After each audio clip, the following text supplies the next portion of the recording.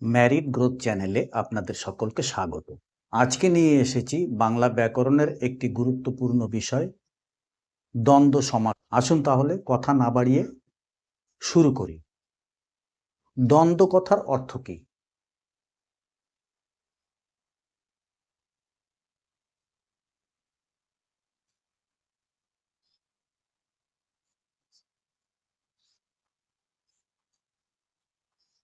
দ্বন্দ্ব কথার অর্থ যুক্ত বা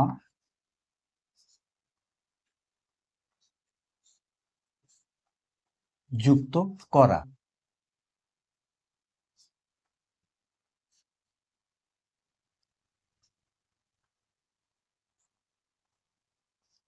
দ্বন্দ্ব সমাস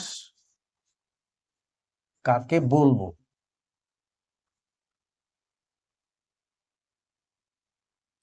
উত্তর হলো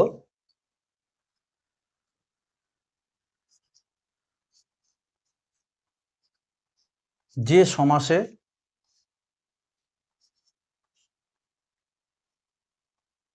পূর্বপদ এবং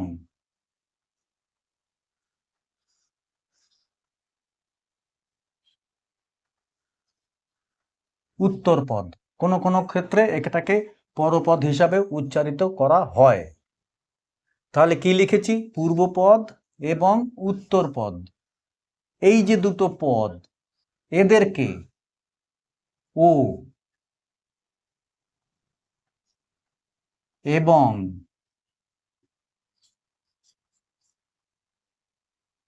আর দ্বারা যুক্ত অথবা সংযোজক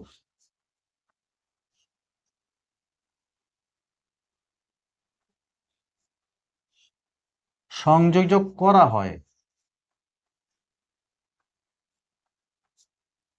এগুলো কি আমরা জানি, ও এবং আর, এগুলোর কোনো ব্যয় নেই, অতএব এগুলো একটি অব্যয়। এই অব্যয় দ্বারা সংযোজক করা হয় এই অব্যয়গুলোর বিলোপ ঘটিয়ে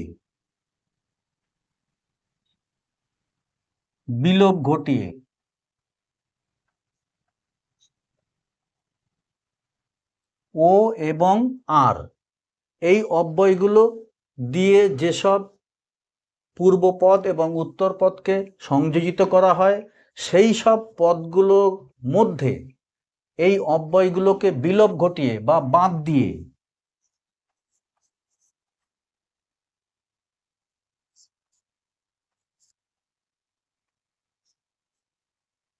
কিন্তু উভয় পদের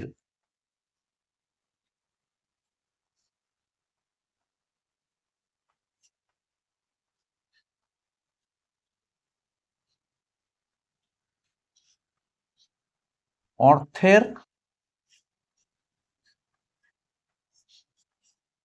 প্রাধান্য থাকে। প্রাধান্য অর্থাৎ দুটোরই সমান মানে থাকে, তাকে দ্বন্দ্ব সমাস বলে।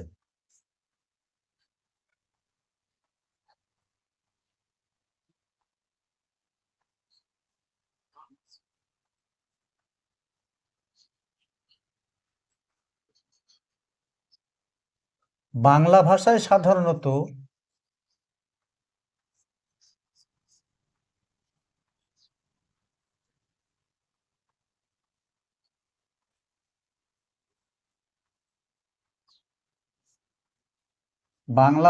সাধারণত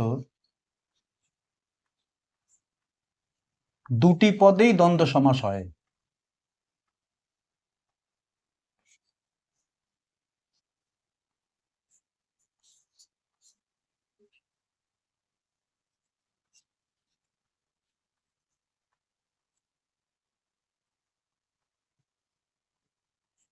যেমন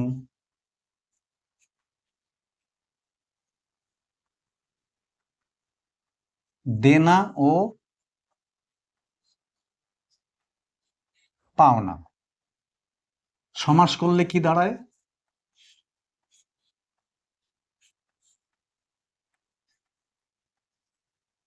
দেনা পাওনা, অর্থাৎ দেনা এবং পাওনা, এটাও দেনা এবং পাওনা। এখানে কিন্তু কোনো অর্থের বিলোপ ঘটেনি। অব্যয় কি আছে?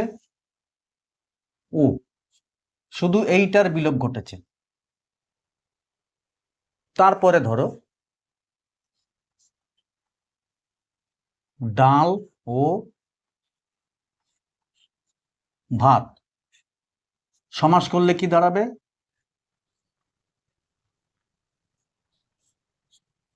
ডাল ভাত। এখানেও ডাল, এখানেও ডাল, এখানেও ভাত, এখানেও ভাত। অতএব কোনো পদের প্রাধান্য কিন্তু লোপ পাচ্ছে না। কি লোপ পাচ্ছে? শুধু অব্যয়। তারপর ধরো বাপ ও মা, বাপ মা। তারপর নদী ও নালা, নদী নালা। এবার তোমাদের সর্বনাম পদের দ্বন্দ্ব সমাসের দুটো উদাহরণ দেব।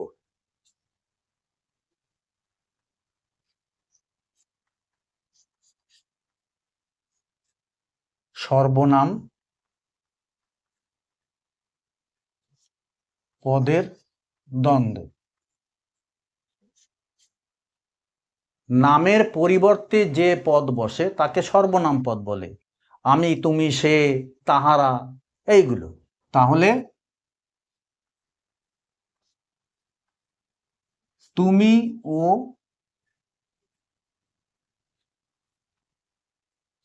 আমি, এখানে হচ্ছে তুমি আমি।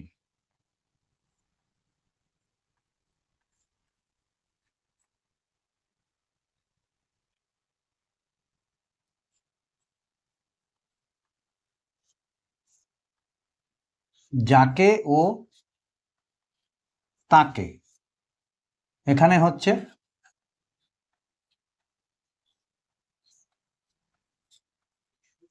যাকে তাকে। এই ও অব্যয় এখান থেকে উঠে গিয়ে সমাস তৈরি হওয়াতে একসঙ্গে থাকছে পূর্বপদ উত্তরপদ। কোনো পদেরই কিন্তু প্রাধান্য কমছে না। এটা দেখালাম সর্বনাম পদের। এইবার দেখাবো বিশেষণ পদের।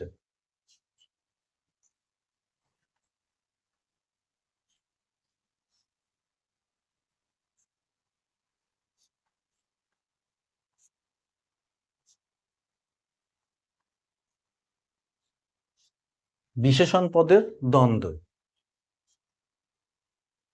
যে পদ দোষগুণ বিচার করে তাকে বলা হয় বিশেষণ পদ। তেমনি ছোট ও বড়, ছোট বড়,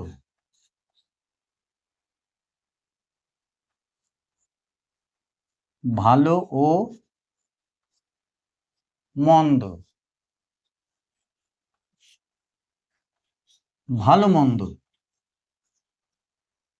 এখানে কিন্তু প্রথম পদ, উত্তর পদ, পূর্বপদ, উত্তরপদ, প্রথম পদ, পরপদ, কোনো পদের প্রাধান্য কমছে না, শুধু অব্যয়টা বাদ যাচ্ছে।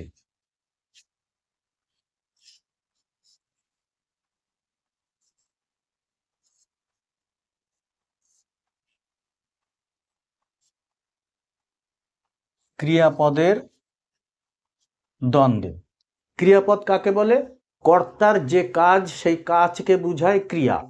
সেই ক্রিয়া সম্বন্ধে সমাস।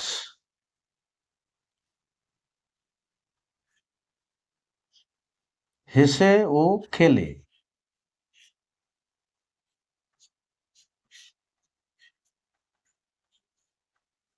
হেসে খেলে, শুয়ে ও বসে,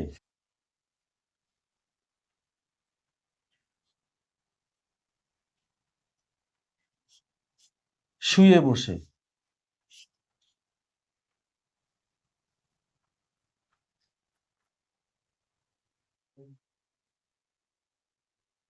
এই দ্বন্দ্ব সমাসের মধ্যে আরেকটি সমাস আছে অলুক দ্বন্দ্ব, সেই সম্বন্ধে তোমাদের দু একটি কথা বলছি।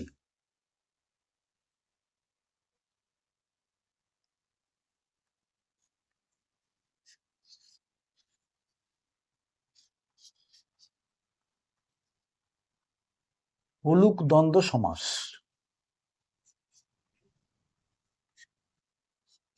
যে দ্বন্দ্ব সমাসে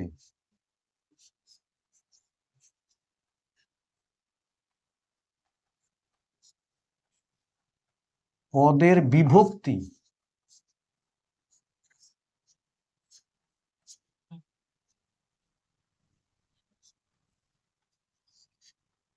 লুপ্ত হয় না,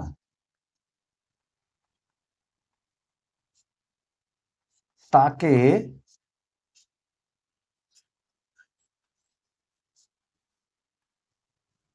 অলুক দ্বন্দ্ব সমাস বলে।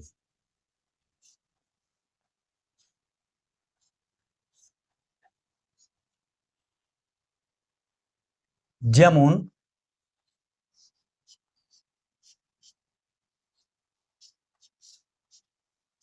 বুকে ও পিঠে, বুকে পিঠে,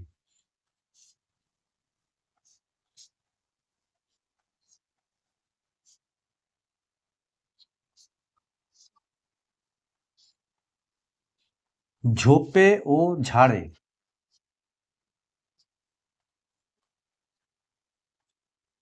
ঝোপে ঝাড়ে,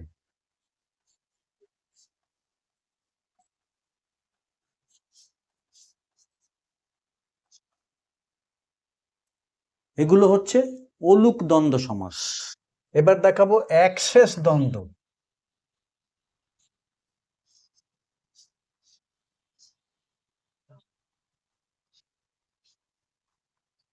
একশেষ দ্বন্দ্ব,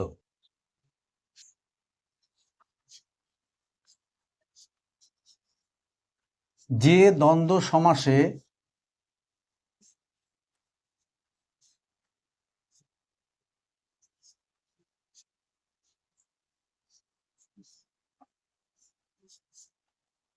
সমস্যমান পদগুলির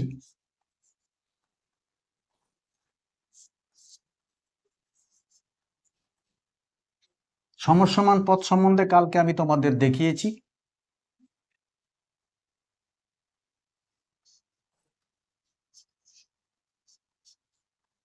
অন্য পদগুলি লুপ্ত হয়ে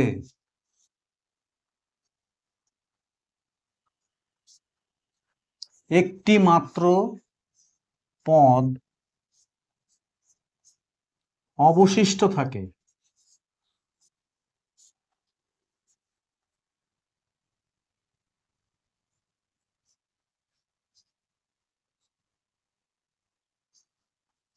তাকে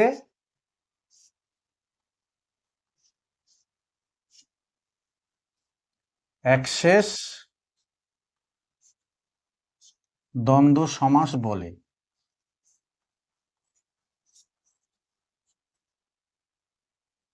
যেমন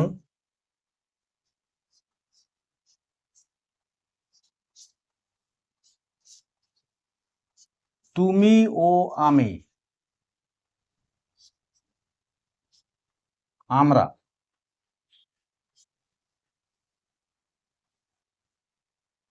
এখানে তুমিও নেই আমিও নেই, কে আছে? আমরা। তারপর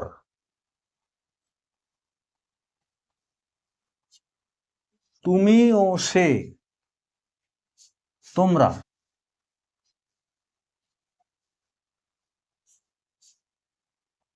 সীতা ও গীতা,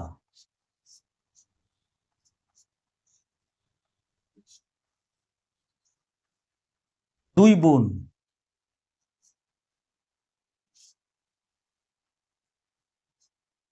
সীতারা,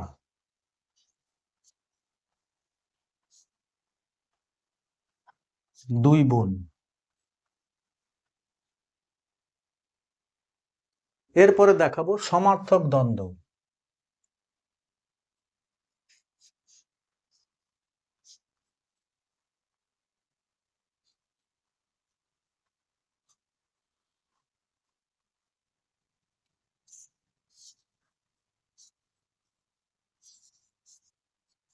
যে দ্বন্দ্ব সমাসে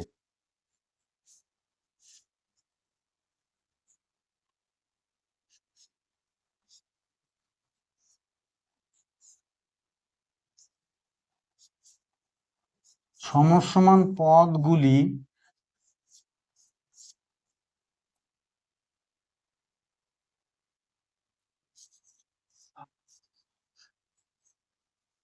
সমান অর্থবাচক তাকে সমার্থক দ্বন্দ্ব বলে।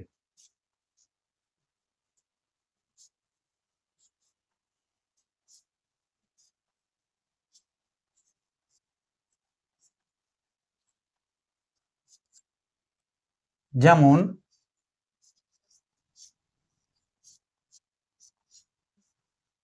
হাট বাজার, হাটের অর্থ যা বাজারের অর্থও তাই। ঘর বাড়ি, ঘরের অর্থ যা বাড়ির অর্থও তাই।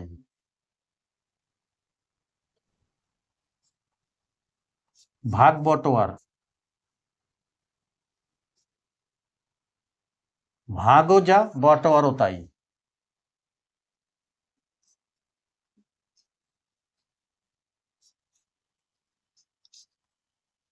সমার্থক দ্বন্দ্ব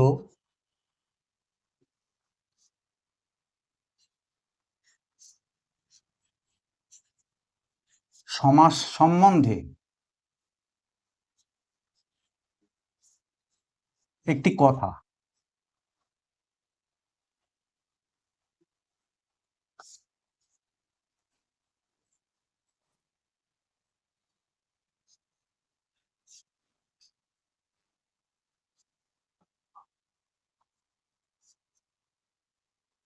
সমাসবদ্ধ পদ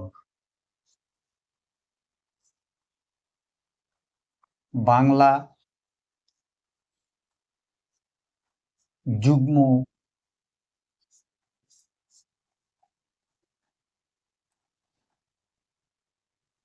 শব্দের ভান্ডার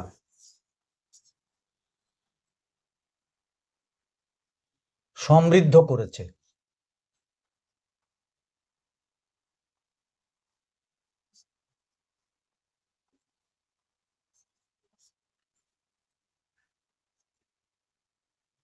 কিন্তু যুগ্ম শব্দ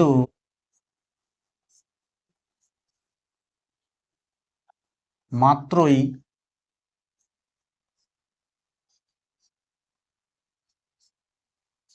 সমার্থক দ্বন্দ্ব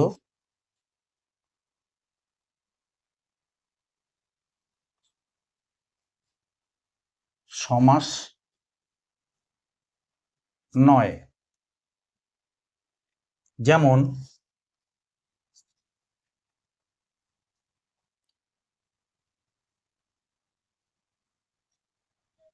কাপড় চোপড়, চাকর বাকর,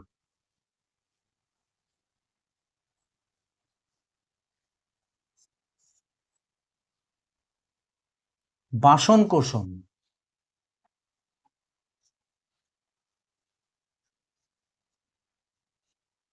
মোটা সোটা,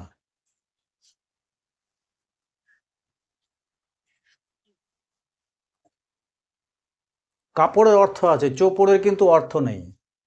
চাকর বাকর, চাকরের অর্থ আছে, বাকর কিন্তু অর্থ নেই। এই রকম এখানে কি বলেছে?